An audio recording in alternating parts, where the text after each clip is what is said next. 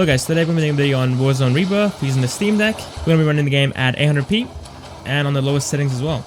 And as always, if you like what you see, sub to the channel, we highly appreciate it as well. Now I am using Windows 10 here, since you can't play Warzone on SteamOS.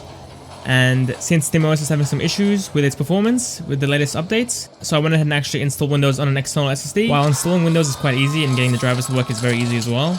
Getting the controllers to work is kind of a pain. You can't just set up the game and get it to actually work with the controllers. You need to install a third-party app which forces Steam to actually apply the controllers to the whole OS, and then you can actually just open up any game you want and it will work normally. Now we don't have the same overlay as what we have with SteamOS. We can't see the GPU clocks or our battery life and how much power it's being drawn, which is kind of annoying, but we do have the CPU package which will tell us how much the our processor and GPU, which are combined together, are pulling.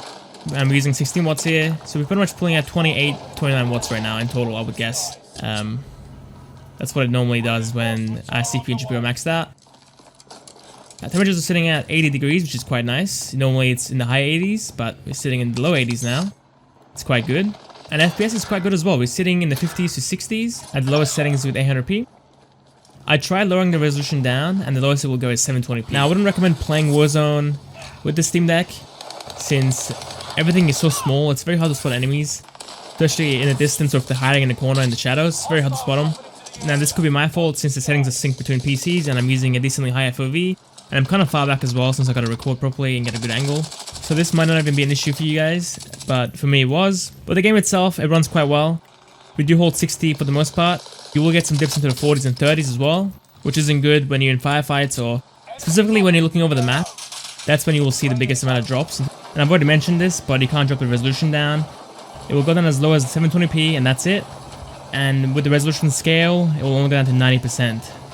So, it doesn't give you enough headroom for your GPU. And there's no FSR built in, so you can't use the FSR to give yourself the headroom. So you're pretty much forced with these settings. So the best case scenario you get 70 FPS, and the worst case scenario you're getting 35 to 30 FPS as well. Alright, I went ahead and actually enabled dynamic resolution. So it lets the game drop the resolution down in case of a heavy scene. So maybe we can actually maintain those higher frame rates for longer. Ideally for Warzone you want to get 60 plus. But as you can see, FPS will quickly fall down into the 50s and 40s either way, even with dynamic resolution enabled. Now the game itself looks quite decent, looks very sharp at 800p. No complaints there, but I would actually play the game at low settings / medium settings instead of the very low settings like I am right now. You might cut into your frames a little bit, but the game will look way better. Some things will just look blurry on the lowest settings, and just that's not the case with the low / medium settings at all.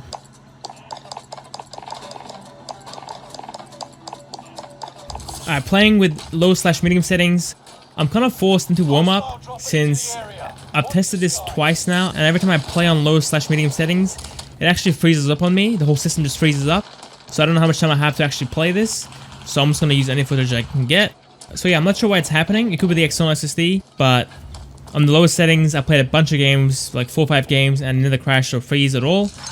But I've tried 2-3 times now on the low / medium settings, and eventually we'll just freeze up. Alright, I'm trying again. Same settings as before, 800p. And yeah, FPS seems about the same. We're getting 60 FPS on the ground. Let's look over the map and see what we get here. Mid to high 40s seems about the same. Now all I know is when the crash happens, we hear a disconnecting sound from Windows, which makes me think it's the app that we're using, which allows us to use the controls in game. That might be running into an issue and it's crashing and the controls are disconnecting. And yeah, I think that might be the issue. Hasn't happened yet, but yeah, I wouldn't be surprised if it does.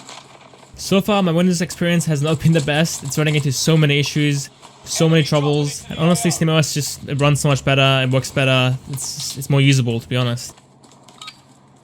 Hopefully, they can figure this out and fix it, but I don't have high hopes, to be honest. Alright, let's continue with the performance. The game does look way better, as I said before. Playing on medium settings, the game looks way better. And FPS isn't impacted too much. We're still in the 50s range, like I said before. And the only issue we're having right now is the stability. Stability on Windows is pretty awful. I think the way you play this is with a dock. You just have your external SSD plugged in, into the dock, keyboard and mouse or controller, external controller, and you put your Steam Deck into the dock, you boot it up into Windows, and play any games that you want to play.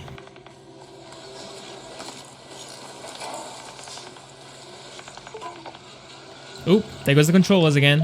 Happens every time. Oh, we reconnected this time. We actually play again. Okay. Normally it just goes out on the first time it disconnects, but it's actually playing so far.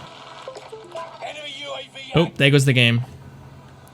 Yeah, it must be the controller app that's actually causing this. Obviously, this isn't going to be an issue with the actual Steam games that aren't supported in SteamOS, but like third parties, it's gonna be trouble. All right, I don't think I'm gonna be testing out the other presets. It's too painful. So that's it for the video, guys. Hope you enjoyed it. Hope you found it useful. If you did, give it a like, and it's up to the channel, we highly appreciate it as well. All right, see you next time.